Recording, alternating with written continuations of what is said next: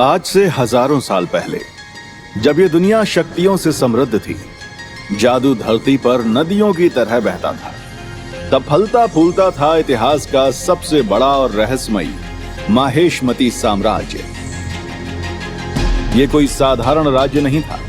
यहाँ हवा में तंत्र मंत्र की शक्ति गूंजती रहती थी। विशाल कायबाज नीले आकाश में उड़ते थे। माहेशमती साम्राज्य के शासक महाराजाधिराज मगाधीश के न्यायपूर्ण शासन में चारों ओर खुशहाली और शांति थी, जहां आश्चर्यजनक ताकतों वाले योद्धा रहते थे। पर इस साम्राज्य का सबसे ताकतवर योद्धा था यहाँ का 20 साल का महेंद्र सिंह विद्रोही। महेंद्र सिंह सबका प्यारा, सबका दुलारा और सबका रक्षक था। माहेशमती की जनता उस पर जान छिड़कती थी।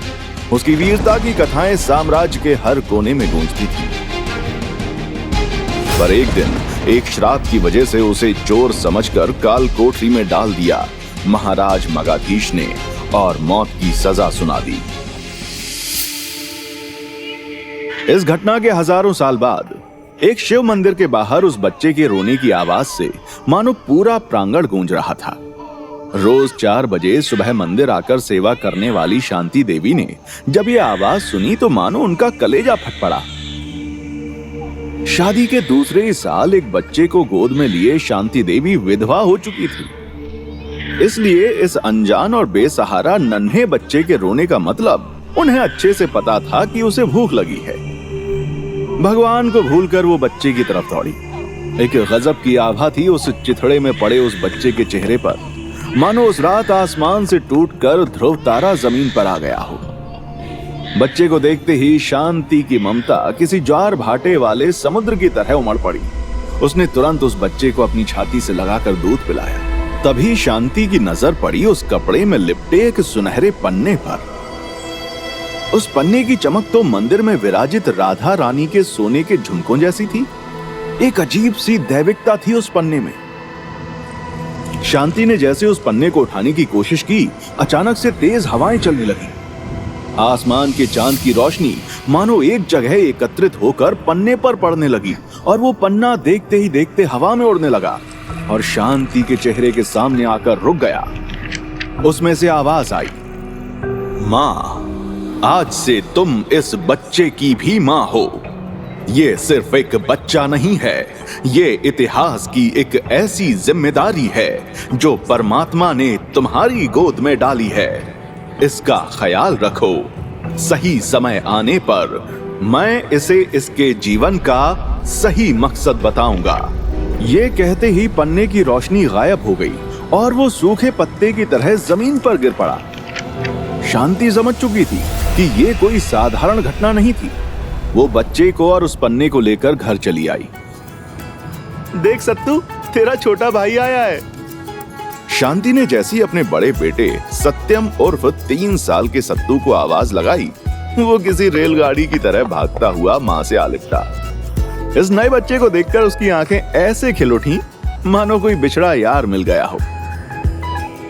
देखते ही देखते दोनों बच्चे बड़े होने लगे और साथ में पूरे कप्तानगंज में बढ़ने लगी उनकी शरारतों की कहानियां। देख शांति, समझा दे अपने बेटे को, मेरी बंधी गाय खोल के भगा दी दोनों ने।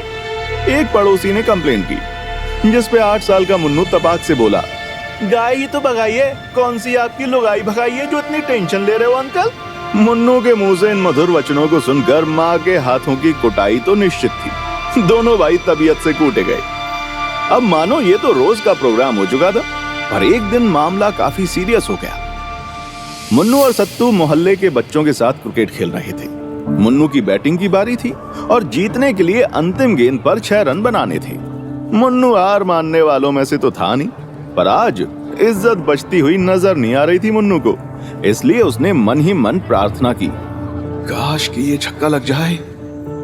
जैसे ही मुन्नू ने सोचा, उसके बल्ले से बिजलियां कौंधने लगी। सब डरने लगे और जैसे ही उस बल्ले ने आती हुई गेंद को छुआ, वो बॉल सनसनाते हुए किसी रॉकेट की तरह मानो अंतरिक्ष की तरह उड़ान भर चुकी थी और मुन्नू के हाथ में पड़े उस बैट की धज्जियां उड़ चुकी थी। सिर्फ हैंडल हाथ में रह गया था। ये नजारा गांव वालों ने सिर्फ फिल्मों में देखा था। इसे हकीकत में देखकर मानो सब हिल गए।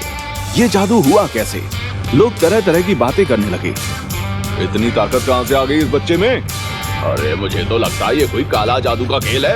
अरे भाई, मुझे तो पहले से ही शक था। इसकी माँ इसे किसी तांत्रिक से लेकर आई है।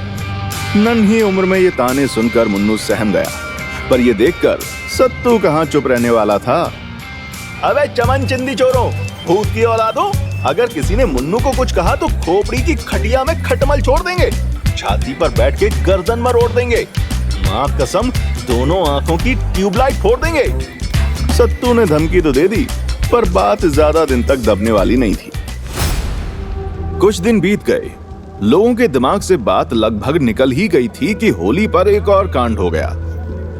जब मोहल्ले के कुछ बड़े लड़कों ने अपनी धाक दिखाते हुए मुन्नू और सत्तू को नाले में फेंकने की कोशिश की, तो अचानक से मुन्नू में गजब की ताकत आ गई और उसने खुद से 3 फीट बड़े लड़के को ऐसे पटका कि उसकी 14 हड्डियां टूट गई। मुन्नू खुद हैरान था कि अचानक से उसके पास इतनी शक्तियां कहां से आ जाती हैं। पर इस घटना के बाद धीरे धीरे पूरा मोहल्ला मुन्नू और उसके परिवार पर काला जादू के इल्जाम लगाने लगा, जिससे उसका जीना मुश्किल हो गया और शांति को अपने बेटों को लेकर शहर बदलना पड़ा। मुन्नू ने उस घटना के बारे में कई बार माँ से पूछा, लेकिन माँ ने हर बार बहाने से बात टाल दी, क्योंकि पन्ने ने उनको कहा था कि समय आने पर वो खुद मुन्नू को सब कुछ बताएगा। इस जानकारी से अनजान मुन्नू इस जिंदगी और दुनिया को अपना सच मान बैठा था।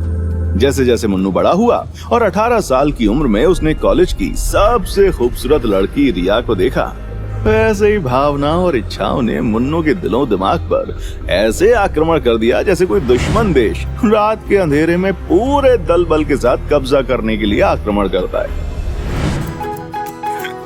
वैसे तो मुन्नू एक सख्त लौंडा है, पर इस अचानक हुए आक्रमण में वो अपनी बॉडी का एक बहुत ही इम्पोर्टेंट हिस्सा, अपना दिल गंवा बैठा और रिया के प्यार में आत्मसमर्पण कर दिया। गरीब मुन्नू के पास रिया को घुमाने के लिए ना तो कोई लग्जरी गाड़ी थी और ना ही डेट पर ले जाने के लिए पैसे। पर मुन्नू तो ठहरा मुन्नू, उसे पता नहीं था, पर आत्मा से तो वो एक महान योद्धा था। परिस्थितियों से बिना लड़े हार कैसे मान लेता। एक दिन उसने तय किया कि वो रिया को अपने दिल की बात बताएगा। उसे यकीन था कि रिया ऐसी लड़की है जो पॉकेट में पैसे से ज्यादा उसके प्यार को देखेगी और उसे स्वीकार कर लेगी। पर समय ने तो मुन्नू के लिए कुछ और ही तय कर रखा था और अब वो समय आ चुका था जब मुन्नू को उसका असली मकसद मिलने वाला था, क्योंकि दुनिया में बड़े बड़े कांड दिल टूटने से ही शुरू होते हैं और खोपड़ी टूटने पर खत्म। मुन्नू ने अपने परम मित्र और भाई सत्तू से राय ली। प्यार के मामले में बेचारा सत्तू भी 0 बटा सन्नाटा ही है, पर राय देने में तो चाणक्य बनने में देर नहीं लगती। सत्तू की सस्ती राय लेकर मुन्नू उस दिन एक हाथ में अपना दिल, दूसरे हाथ में 10 रुपए का गुलाब का एक फूल लिए कांपती टांगों के साथ रिया के पास जाकर खड़ा हो गया। रिया अपनी सहेलियों के साथ बातें कर रही थी। अचानक से सब चुप हो गए और घात लगाए बिल्लियों की तरह उसे घूरने लगे। मुन्नू ने इमोशंस को थोड़ा कंट्रोल किया और अपने दिल की बात ऐसे बोली जैसे टीवी पर न्यूज पढ़ी जा रही हो। रिया, तेरे हुस्न पर मैं 2 जहां वार दूं, तू कहे तो 2-4 बंगले और 4-5 कार दूं। एक बार मेरे प्यार को स्वीकार कर ले मेरी जान, तेरे प्यार में पाजी जैसा हैंडपंप उखाड़ दूं। ये सुनते ही सारी लड़कियां हंस पड़ी। मुन्नू ने सुन रखा था कि लड़की हंसी तो फंसी, पर उसे पता नहीं था कि आज वो फंसने वाला है बुरी तरह से। रिया ने तुरंत अपने हंसी के पीछे की घृणा दिखाते हुए मुन्नू से कहा, तुम जैसे फटीचर भिखारी की गर्लफ्रेंड बनूंगी मैं? रिया मल्होत्रा नाम है मेरा, तुमने सोच भी कैसे लिया ये? रिया की बात सुनकर मुन्नू का चेहरा ऐसे उतर गया जैसे बारिश आने पर सूखते कपड़े उतार लिए जाते हैं। बाकी लड़कियों की कटाक्ष वाली हंसी मानो उसकी आत्मा में सुइयां चुभ हो रही थी। रिया ने इंसल्ट जारी रखी, सुनो, तेरी औकात नहीं है साइकिल खरीदने की और तू मेरे लिए 2-4 बंगले और 4-5 कार खरीदेगा? भिखारी कहीं का। मुन्नू शॉक था, उसकी ऐसी बेइज्जती आज तक नहीं हुई थी। तू जानता भी है मेरा बॉयफ्रेंड कौन है? इस शहर के सबसे बड़े बिजनेसमैन सिंघानिया का बेटा, कुणाल सिंघानिया। अगर उसे पता चला ना कि तूने ऐसी वैसी हरकत की है तो वो तुझे जान से मार देगा। तुझे देखकर ऐसा लगता है कि तेरे पास तो कफन तक के पैसे नहीं होंगे। कोई नहीं, भेज देना किसी को मेरे पास। तेरा प्यार होने के नाते मैं तेरे फ्यूनरल में तो हेल्प कर ही सकती हूँ।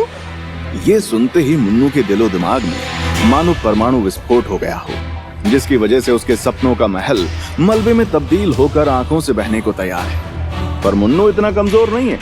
वो अपने कंधे पर अपनी इज्जत की लाश को ढोता हुआ रिया को बिना कुछ कहे वहां से चला आया। अबे गलती तेरी थी। मेरी दी हुई कविता को सही रोमांटिक अंदाज में बोला होता ना तो वो कभी मना नहीं करती।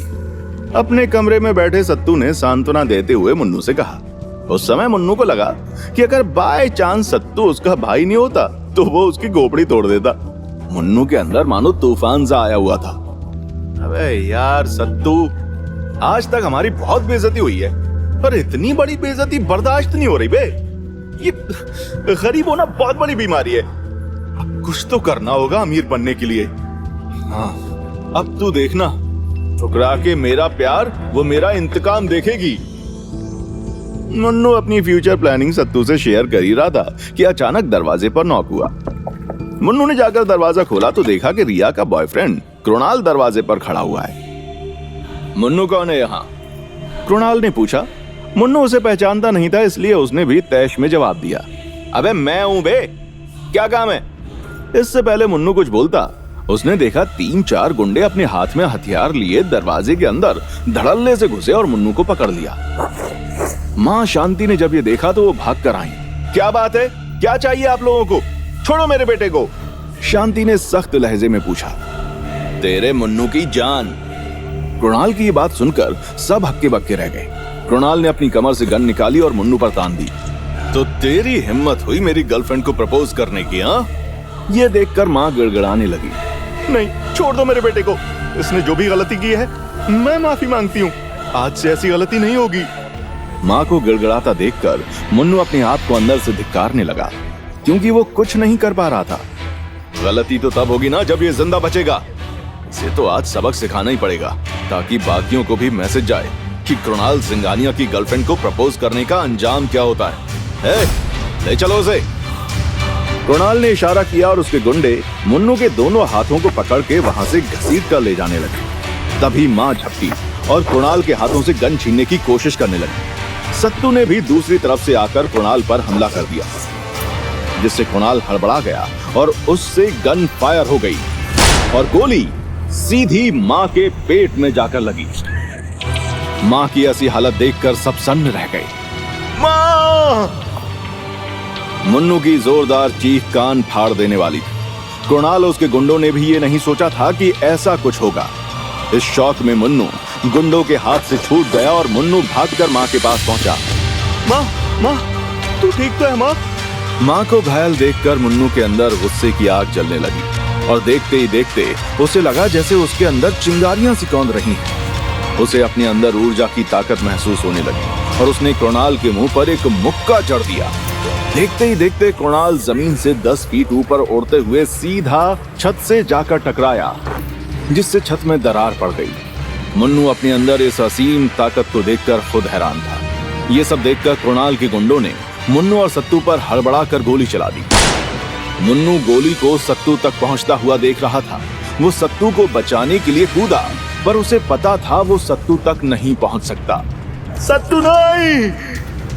मुन्नू अपनी कोशिश में हारने ही वाला था कि उसे लगा जैसे उसके आसपास सब कुछ रुक गया है। तभी पूरा कमरा मानो एक दैविक रोशनी से जगमगा गया। मुन्नू हैरान था। उसने देखा कि माँ के संदूक में से सूरज सा जगमगाता हुआ एक सुनहरा पन्ना हवा में उड़ते हुए उसकी तरफ आ रहा है। मुन्नू, अब समय आ चुका है। पन्ने से आ रही आवाज सुनकर मुन्नू हैरान हो गया। कौन हो तुम और ये सब क्या हो रहा है? मैं परम वेद का पहला पृष्ठ हूँ और तुम्हें तुम्हारे असली मकसद तक ले जाने के लिए आया हूँ, जिसके लिए तुम्हारा पुनर्जन्म हुआ है। पन्ने की आवाज सुनकर मुन्नू भौचक्का रह गया। अबे क्या पुनर्जन्म? मेरी माँ और भाई खतरे में, मुझे कहीं नहीं जाना, पहले इनको बचाना है। इन्हें बचाने के लिए तुम्हें खुद पर लगा श्राप मिटाना होगा। तुम्हें माहेशमती जाना होगा। बन्ने की सख्त आवाज सुनकर मुन्नू ने पूछा, मैं उन्हें बचाने के लिए कहीं भी जाने के लिए तैयार हूँ। बोलो कौन सी जगह है माहेशमती? माहेशमती कोई जगह नहीं, ये पूरा संसार है। पर समय में 5432 साल पहले। 5432 साल पहले? ये सुनकर मुन्नू के होश उड़ गए। ये कैसा श्राप है मुन्नू की किस्मत पर जो हजारों साल तक उसे परेशान कर रहा है? क्या मुन्नू अपनी किस्मत के श्राप को खत्म करके अपनी माँ और भाई को बचा पाएगा? क्या मुन्नू माहेशमती वापस जाकर महेंद्र के साथ हुए अन्याय का पता लगा पाएगा? आगे की कहानी जानने के लिए देखिए अगला एपिसोड सिर्फ पॉकेट एफएम के यूट्यूब चैनल पर। और काल वीर या माहेशमती की महागाथा के सारे एपिसोड्स को सुनने के लिए डिस्क्रिप्शन में दी लिंक से डाउनलोड करें पॉकेट एफएम ऐप।